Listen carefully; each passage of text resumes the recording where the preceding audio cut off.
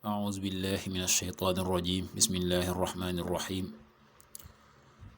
والصلاة والسلام على رسول الله سيدنا ومولانا محمد وآله وصحبه ومن والاه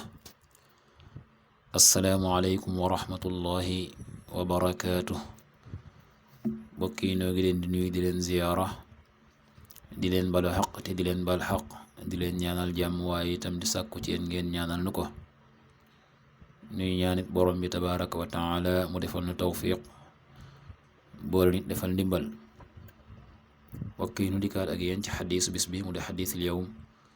nit ni ko baaxoo di ànd ak yéen bis bu jot seen mbokk Cheikh Mbaye Seck di ko ànd ak yéen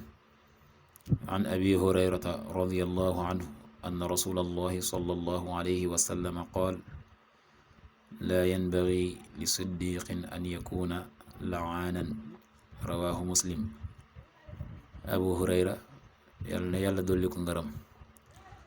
wax ne yonent bi sallallahu alayhi wa sallam nee na laa yanbaghi du yella li siddiqin ñeel ab dëggalaakoon ku dëggal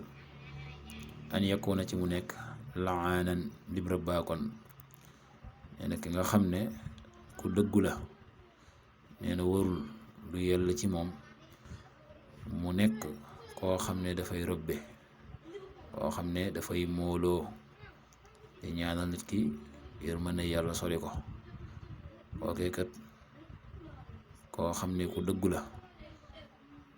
yellul ci moom muy def lu mel noonee day mel ne